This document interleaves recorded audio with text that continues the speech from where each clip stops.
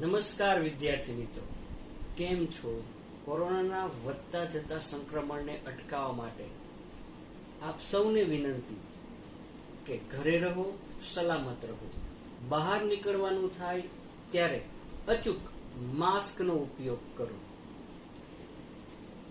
સાબુથી વારંવાર હાથ ધોવો.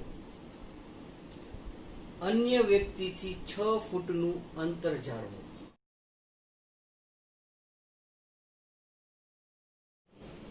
ચાલો આજે આપણે ધોરણ 8 ગણિત પ્રકરણ 1 સમય સંખ્યાઓ વિશે અભ્યાસ કરવાનો છે. આપને ખ્યાલ છે કે સંખ્યાઓનો સમૂહ કે જેની અંદર 1 2 3 4 5 6 અને 7 આવતા હોય તેને આપણે પ્રાકૃતિક સંખ્યાઓ તરીકે ઓળખવામાં આવે છે. હવે જો આ પ્રાકૃતિક સંખ્યાઓની અંદર હું શૂન્ય ઉમેરી દઉં, એટલે કે શૂન્યનો સમાવેશ કરું, તો આખો સમૂહ એ પૂર્ણ સંખ્યાઓ તરીકે ઓળખાય છે. આ પૂર્ણ સંખ્યાઓની અંદર 1 2 3 4 5 બધી પ્રાકૃતિક સંખ્યાઓ તો હશે જ, પણ શૂન્યનો સમાવેશ થાય છે. ચલો, આ બધી પૂર્ણ સંખ્યાઓની અંદર જો હું ઋણ પૂર્ણાંકો ઉમેરી દઉં, એટલે કે -1 -2 -3 -4 -5 આ બધી સંખ્યાઓ ક્રમશઃ ઉમેરી દઉં તો આખો સંખ્યાઓનો સમૂહ હવે પૂર્ણાંક સંખ્યાઓ તરીકે ઓળખાશે. અને જો આ પૂર્ણાંક સંખ્યાઓની અંદર એટલે કે 0 1 2 3 4 5 6 -1 -2 -3 -4 ઉપરાંત અંશ અને છેદવાળી એટલે કે અપૂર્ણાંક સંખ્યાઓ 2/3 4/5 -2/7 -9/11 આવી સંખ્યાઓ આપણને કે જેની અંદર અંશ અને છેદ સ્વરૂપ હોય, બીજી રીતે કહીએ તો p ના છેદમાં q સ્વરૂપે હોય, એટલે કે p અને q એ પૂર્ણાંક સંખ્યાઓ છે અને q ની કિંમત ક્યારે પણ 0 હોઈ શકે નહીં. તો આવી અંશ છેદવાળી એટલે કે p ના છેદમાં q સ્વરૂપ વાળી સંખ્યાઓને આપણે સમય સંખ્યા તરીકે ઓળખીએ છીએ. ચાલો હવે આપણે સંવૃત્તાના ગુણધર્મો વિશે અભ્યાસ કરીએ.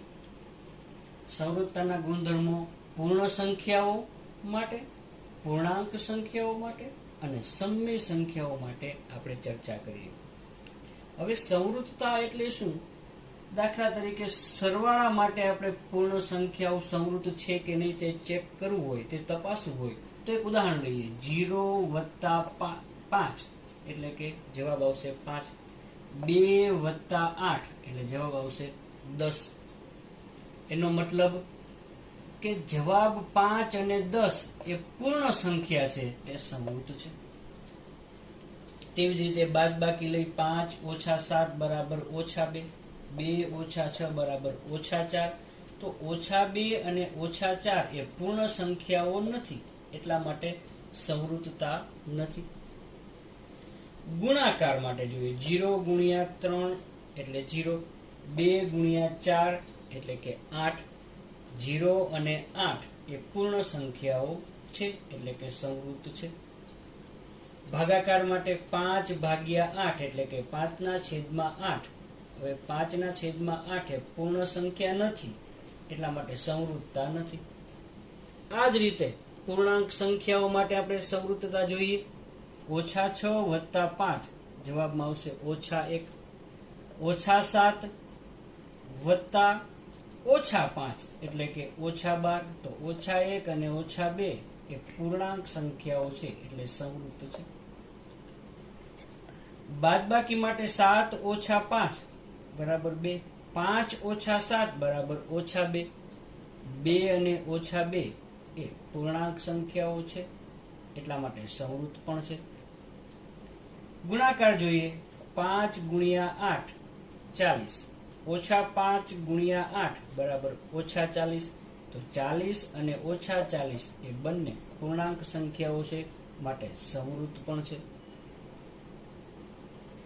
5/8 તો 5/8 5/8 એ પૂર્ણાંક સંખ્યા નથી, એટલા માટે સંવૃત્તતા નથી.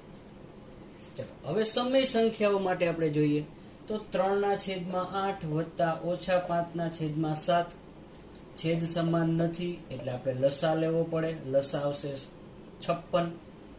તો અહીંયા 3 56 લેવા માટે આપણે અંશ અને છેદને 7 વડે ગુણવા પડે એટલે 7 તેરી 21. અહીંયા 56 લેવા માટે આપણે અંશ અને છેદને 8 વડે ગુણવા પડે એટલે 8 5 40 વત્તે ઓછે ઓછા 21 માંથી 40 જાય તો 19 અને 56. તો -19/56 એ સમય સંખ્યા છે કારણ કે p ના છેદમાં q સ્વરૂપ એટલે કે અંશ અને છેદ સ્વરૂપ છે એટલા માટે તે સમય સંખ્યા છે માટે તે સંવૃત છે. -5/7 -2/3 એટલે કે બાદબાકી કરીએ છીએ. ફરીથી પાછો લસા 21 જવાબ આવશે -29/21. આ પણ અંશ અને છેદ એટલે કે p અને છેદમાં q સ્વરૂપ છે પણ સંવૃત છે. -2/3 ગુણ્યા 4/5 4 દુ 8 3 પંચા 15 -8/15 તે પણ સમય સંખ્યા હોવાથી અંશ સ્વરૂપ છે એટલા માટે સંવૃત પણ છે. ભાગાકાર માટે જોઈએ તો -5/3 ભાગ્યા 2/5. ભાગાકાર કરવા માટે ભાગાકારની નિશાનીને ગુણાકારમાં ફેરવવી પડે માટે ભાગાકાર પછીનો જે અપૂર્ણાંક છે 2/5 એનો વ્યસ્ત લેવો પડે. વ્યસ્તની ચર્ચા આપણે હમણાં આ ચેપ્ટરમાં આપણે આગળ કરવાના છીએ. તો 2/5 નો વ્યસ્ત છે 5/2. ઓછે વત્તે ઓછા 5 5 25 3 દુ 6 એટલા માટે જવાબ છે -25/6. ચલો -25/6 તે અંશ અને છેદ સ્વરૂપ હોવાથી તે સમય સંખ્યા છે. પરંતુ એક કિસ્સો એવો છે, તમે વિચારો 2/0 તો 2/0 નો જવાબ મળી શકે નહીં, તે અવ્યાખ્યાયિત છે. એટલા માટે ભાગાકાર માટે સંવૃતતા જળવાતી નથી. ચાલો હવે આપણે પૂર્ણ સંખ્યા, પૂર્ણાંક સંખ્યા અને સમય સંખ્યાઓના ક્રમના ગુણધર્મ વિશે આપણે અભ્યાસ કરીએ. પૂર્ણ સંખ્યા માટે આપણે જોઈએ તો 0 વત્તા 7 જવાબ આવશે 7. 7 વત્તા 0 જવાબ આવશે 7. એનો મતલબ કે સંખ્યાઓના ક્રમમાં ફેરફાર કરવાથી જવાબ 7 મળે છે, સમાન મળે છે. એટલા માટે સરવાળાની ક્રિયા માટે પૂર્ણ સંખ્યાઓમાં ક્રમનો ગુણધર્મનું પાલન થાય છે. બાદબાકીની ક્રિયા લઈએ આપણે તો 2 ઓછા 3 તો જવાબ આવશે -1. 3 ઓછા 2 તો જવાબ આવશે 1. અહીં જવાબ -1 અને 1 મળે છે, જવાબ સમાન મળતા નથી. માટે અહીં ક્રમના ગુણધર્મનું પાલન થતું નથી. ગુણાકાર માટે 2 ગુણ્યા 8 બરાબર 16. 8 ગુણ્યા 2 બરાબર 16. અહીં જવાબ સમાન મળે છે, માટે ક્રમના ગુણધર્મનું પાલન થાય છે. ભાગાકાર માટે ચકાસીએ તો 4/2 એટલે કે 4/2 છેદ ઉડાડીએ તો 2 એકા 2, 4 2 ગુણ્યા 2 એટલે 2 2 કેન્સલ થઈ જશે, છેદ ઉડી જશે, જવાબ આવશે 2. 2/4 એટલે કે 2/4 છેદ ઉડાડીએ તો 1/2. તો અહીં તમે જોઈ શકો છો કે જવાબ સમાન મળતા નથી, એટલે ક્રમના ગુણધર્મનું પાલન થતું નથી. આ 4 ક્રિયાઓ પૂર્ણાંક સંખ્યા માટે આપણે ચકાસીએ કે પૂર્ણાંક સંખ્યાઓમાં ક્રમના ગુણધર્મનું પાલન થાય છે કે કેમ. પૂર્ણાંક સંખ્યાઓ -5 અને -3 નો સરવાળો લઉં છું અહીંયા ક્રમમાં ફેરફાર કરેલ છે. -5 વત્તા -3, -3 વત્તા -5. બંનેમાં જવાબ તમે જોઈ શકો છો -8 મળે છે. એટલા માટે ક્રમના ગુણધર્મનું પાલન થાય છે. બાદબાકી માટે 5 ઓછા -3 અને -3 -5. અહીં જવાબ મળશે 8, કારણ કે ઓછે ઓછે વત્તા 5 વત્તા 3 એટલે 8.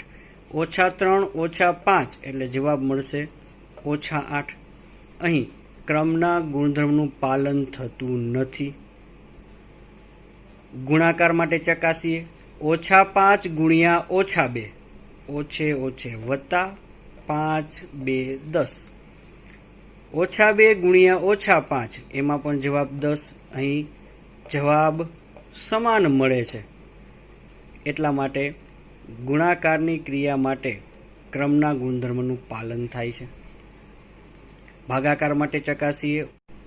-7 ભાગ્યા 5 બરાબર -7/5. 5 ભાગ્યા -7 એટલે કે -5/7. અહીં જવાબ સમાન મળતો નથી. એટલા માટે ક્રમના ગુણધર્મનું પાલન થતું નથી. સમય સંખ્યાઓ માટે આપણે સરવાળો, બાદબાકી, ગુણાકાર અને ભાગાકારના ક્રમના ગુણધર્મની ચકાસણી કરીએ. સમય સંખ્યાઓ ઉદાહરણ તરીકે લઉં છું. -2/3 વત્તા 5/7. અહીં ક્રમ ફેરવેલા છે. લસા લઈ અને સરવાળો આપણે કરીએ તો જવાબ મળશે 1/21. અહીં પણ 1/21. જવાબ સમાન મળે છે, માટે ક્રમના ગુણધર્મનું પાલન થાય છે. બાદબાકી માટે ઉદાહરણ લઈએ તો 2/3 ઓછા 5/4. ક્રમ ફેરવી નાખીએ. 5/4 ઓછા 2/3. અહીં ગણતરી કરતા જવાબ મળે છે -7/12. જ્યારે અહીં ગણતરી કરતા જવાબ મળે છે 3/12. બંનેના જવાબો સમાન મળતા નથી, માટે ક્રમના ગુણધર્મનું પાલન થતું નથી. આગળ વધીએ ગુણાકારની ક્રિયા માટે. 2/3 ગુણ્યા 5/7 એટલે કે 5 2 10, 3 7 21. ક્રમ ફેરવી નાખીએ. 5/7 ગુણ્યા 2/3 એટલે કે 5 2 10, 7 3 21. અહીં જવાબ સમાન મળે છે. એટલા માટે સમય સંખ્યાઓમાં ગુણાકારની ક્રિયા માટે ક્રમના ગુણધર્મનું પાલન થાય છે. ભાગાકારની ક્રિયા માટે ચકાસીએ. 1/3 ભાગ્યા 2/5 એટલે 1/3. ભાગાકારનું ગુણાકારમાં પરિવર્તન થાય એટલે કે 2/5 વ્યસ્ત લેવો પડે. 5/2. 5 1 5, 3 2 6. 2/5 ભાગ્યા 1/3 ની ગણતરી પણ કરતા 2/15 જવાબ મળે. અહીં ફરીથી જવાબ જુદા જુદા મળે છે. આથી કહી શકાય કે ભાગાકારની ક્રિયા માટે ક્રમના ગુણધર્મનું પાલન થતું નથી. તો તમે જોઈ શકો છો કે ક્રમનો ગુણધર્મ પૂર્ણ સંખ્યા, પૂર્ણાંક સંખ્યા અને સમય સંખ્યા માટે, સરવાળા માટે જળવાય છે અને ગુણાકાર માટે જળવાય છે. જ્યારે બાદબાકી તથા ભાગાકાર માટે ક્રમનો ગુણધર્મ જળવાતો નથી. હવે પૂર્ણ સંખ્યા, પૂર્ણાંક સંખ્યા અને સમય સંખ્યા માટે જૂથના ગુણધર્મની ચકાસણી કરીએ.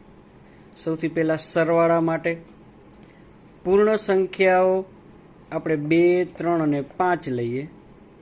સૌથી પહેલા 2 અને 3 નું જૂથ બનાવીએ, ત્યારબાદ 3 અને 5 નું જૂથ બનાવીએ. તમે જવાબ જોઈ શકો છો. જવાબ 10 બંનેમાં મળે છે, એટલે કે જવાબ સમાન મળે છે, માટે જૂથનો ગુણધર્મ જળવાય છે. બાદબાકી માટે જોઈએ તો 2 ઓછા 3 ઓછા 5 જવાબ આવશે -6. જ્યારે 2 ઓછા કૌંસમાં 3 ઓછા 5 આ રીતે જૂથ બનાવીએ તો જવાબ આવશે 4. એટલે કે બંને જવાબ જુદા જુદા છે, એટલા માટે જૂથનો ગુણધર્મ બાદબાકી માટે જળવાતો નથી. ગુણાકારમાં તમે જોઈ શકો 0, 3 અને 5 નું સૌથી પહેલા 0 અને 3 નું જૂથ બનાવીએ, ત્યારબાદ 3 અને 5 નું જૂથ બનાવીએ. જવાબ શૂન્ય મળે છે, જવાબ સમાન મળે છે. એનો અર્થ એ થયો કે ગુણાકાર માટે જૂથનો ગુણધર્મ જળવાય છે. ભાગાકારમાં 2, 3 અને 4 સંખ્યાઓ લઈએ તો 2 અને 3નું જૂથ બનાવીએ, ત્યારબાદ 3 અને 4નું જૂથ બનાવીને ક્રમશઃ ગણતરી કરતા જઈએ તો પ્રથમ કિસ્સામાં જવાબ 1/6 મળે છે, અહીં 8/3 જવાબ મળે છે. બંને જવાબ જુદા જુદા છે, માટે અહીં જૂથનો ગુણધર્મ જળવાતો નથી. આ જ રીતે પૂર્ણાંક સંખ્યાઓમાં પણ તમે જોઈ શકો, -2, 3 અને -4નું સૌથી પહેલા આ રીતે જૂથ બનાવેલું, ત્યારબાદ આ રીતે જૂથ બનાવીએ તો બંનેના જવાબ ગણતરી કરતા સમાન મળે છે. એનો અર્થ કે પૂર્ણાંક સંખ્યા માટે સરવાળા માટે જૂથનો ગુણધર્મ જળવાય છે. પરંતુ બાદબાકીમાં જુઓ 5 -7 -3 અને 5 -7 અને -3 આ રીતે જૂથ બનાવીએ તો જવાબમાં તમે જોઈ શકો છો, પ્રથમ કેસમાં 1 અને ત્યારબાદ -5, આમ બંને જવાબ જુદા જુદા હોવાથી અહીં જૂથનો ગુણધર્મ જળવાતો નથી. ગુણાકાર માટે 2 × -3 × -1 આ રીતે જૂથ બનાવીએ અને ત્યારબાદ 2 × -3 અને -1 આ રીતે જૂથ બનાવીએ તો બંને કિસ્સામાં જવાબ સમાન મળે છે. એનો અર્થ કે અહીં જૂથનો ગુણધર્મ જળવાય છે. જ્યારે ભાગાકાર માટે જોઈએ તો -10 / 2 / -5, -10 / 2 / -5 આ રીતે જૂથ બનાવીએ. બંનેમાં જવાબમાં તફાવત તમે જોઈ શકો છો. અહીં પ્રથમ કિસ્સામાં જવાબ 1 મળે છે, જ્યારે બીજા કિસ્સામાં જવાબ 25 મળે છે. તો જવાબ અસમાન છે, એટલા માટે અહીં જૂથનો ગુણધર્મ જળવાતો નથી. ત્યારબાદ આપણે સમય સંખ્યાઓ માટે જૂથના ગુણધર્મની ચકાસણી કરીએ તો -2/3 વત્તા 3/5 વત્તા -5/6. સૌપ્રથમ આ બે સમય સંખ્યાનું જૂથ બનાવીએ, ત્યારબાદ આ બે સમય સંખ્યાનું જૂથ બનાવીએ. ગણતરી કરતા જવાબમાં તમે જુઓ સમાનતા જોવા મળે છે, -9/10 અને -9/10. એનો અર્થ કે જૂથનો ગુણધર્મ જળવાય છે. બાદબાકીના કિસ્સામાં લઈ -2/3 -4/5 -1/2 આ બેનું જૂથ બનાવ્યું છે. ત્યારબાદ આ રીતે જૂથ બનાવીએ તો બંનેના જવાબો ગણતરી કર્યા બાદ બંનેના જવાબો આપણે સરખામણી કરીએ તો અહીં 19/30, જ્યારે અહીં -59/30 જોવા મળે છે. એનો અર્થ થયો કે બંને જવાબ જુદા જુદા છે, તેથી જૂથનો ગુણધર્મ જળવાતો નથી. ગુણાકારના કિસ્સા માટે -7/3 × 5/4 × 2/9 આ રીતે જૂથ બનાવીએ. ત્યારબાદ -7/3 × 5/4નું જૂથ બનાવીને તેનો ગુણાકાર 2/9 સાથે કરીએ. ગણતરી કરતા બંનેમાં જવાબ -35/54 મળે છે, માટે કહી શકાય કે સમય સંખ્યાઓ માટે ગુણાકાર માટે જૂથનો ગુણધર્મ જળવાય છે. ત્યારબાદ ભાગાકાર માટે જોઈએ તો 1/2 ભાગ્યા -1/3 ભાગ્યા 2/5 આ રીતે જૂથ બનાવીએ અને ત્યારબાદ 1/2 ભાગ્યા -1/3 ભાગ્યા 2/5 આ રીતે જૂથ બનાવીએ.